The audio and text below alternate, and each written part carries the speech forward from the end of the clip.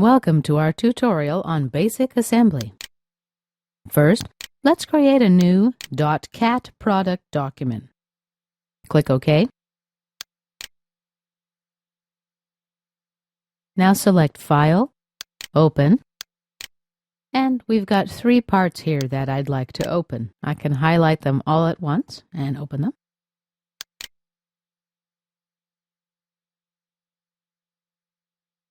Now, select Window and tile horizontally, or you can tile vertically if you prefer. Here are my 3 different parts, and here is my assembly document. I can simply drag the parts and I drop them on the product document. You see now that this document is active, and I'm in the Assembly Design workbench. If I activate a part, I move back to the Part Design workbench. Another way to bring parts to assembly is like this. Right-click, select Component, select Existing Component. I'm going to highlight parts 2 and 3. Click Open. Let me close these parts here. Double-click and we are ready to go. First, I'm going to use the compass. I drag it and drop it on one of the parts. The compass allows me to move the part so that we have better visibility. Now I'm going to select part 2 and I will drag the part again.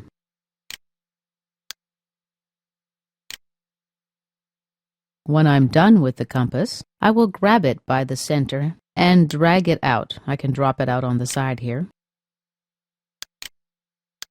First, we're going to fix one of the components by using the Fix Component function. Select the Fix command. It's the anchor you see here. The anchor icon appears here, indicating that this part is fixed in 3D space. Next, I'll select Coincidence Constraint. Before we start this, though, let's go to Tools, Options, and under Mechanical Design, Assembly Design, let's switch to Manual Updates if you're set to automatic. The reason for this is so that the parts stay still while we're assembling them. Otherwise, they will move during the assembly. Click the Coincidence Constraint command again. We don't need the assistant in the future, so let's not prompt. Okay, when I mouse over this hole, an axis appears, as you see. Left-click on it. Same thing for this hole. Left-click when you see the axis. And as you see, the coincident constraint appears right here. But the plates haven't moved. We need to click Update. As you see now, the plate holes are aligned.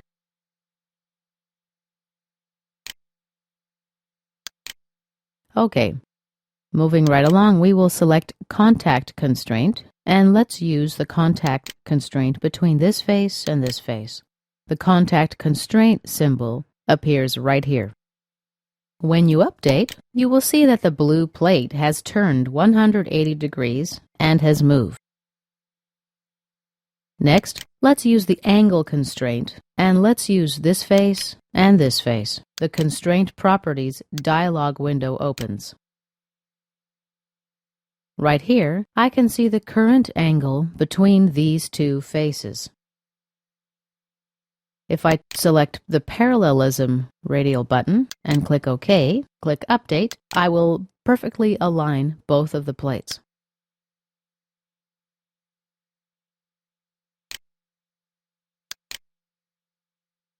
Next, we want to put the bolt in the hole. Again, we will need a coincidence constraint. When I mouse over the cylindrical part of the bolt, an axis will appear. Left-click. Same thing over this hole. Left-click when you see the axis, and click Update. Lastly, we're going to use the contact constraint to set up a contact between this face and that face. Okay, Update. And now, as you see, we have finished assembling our components. Okay, we need to save it now. File. Instead of the Save command, we're going to select Save Management. I'm going to save the Product 1 document in the New Product folder. Let's call this document Product 1. What's happened now is that our new assembly is in a new folder, but the original parts are in the original folder. Keeping the original parts stored in their original folder is a good practice if, for example, somebody else is working on these parts. In my case, I won't have copies of these parts in the same folder as the assembly document. You may, for some reason, need copies of those parts locally or in your folder. If that's the case, simply click Propagate Directory. And as you can see, now all 4 parts are in the same directory. Click OK and CATIA will save the files in my new location. Alright, let's make some additional modifications here. Let's shorten the cylinder on the bolt. We select File, Open, New Product. Let's choose Part 3. That's my bolt, and click Open. OK. Let's select Multipad and select Extrusion 2. Instead of 2 1/4 inches, I'm going to shorten this to 1 inch. Click OK, and let's save it. Let's go back to Product1.cat product. As you can see, the bolt has changed in real time.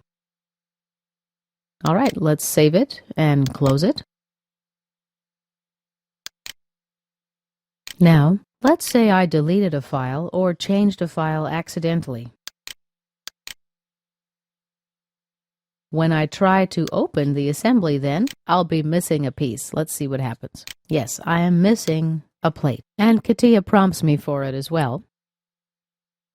As you can see here, the Part 1 icon is grayed out.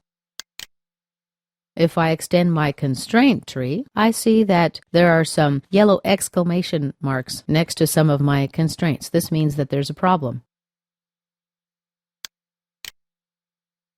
Okay, my dialog window says that CATIA can't find Part 1. So CATIA does let you know which file is missing. Let's click Desk and go find it. As we can see here on our desk, Part1.cat part document is missing. And it's red. Right-click it and click Find. Let's go back to our original folder now and open the part. Select Part 1 and click Open. And you see now the problem is resolved. Let's go back to our assembly. Select the window you need. We see that all constraints look fine now. There are no exclamation marks. And the plate is back as well. Okay, let's save it. File, Save Management. What I see here is that my Part 1 is in a different folder. It's actually in the original folder. Let's click Save, and let's click Propagate Directory so that CATIA copies Part1.cat part into the same directory as the rest of our part. Click OK. And this concludes our tutorial on basic assembly.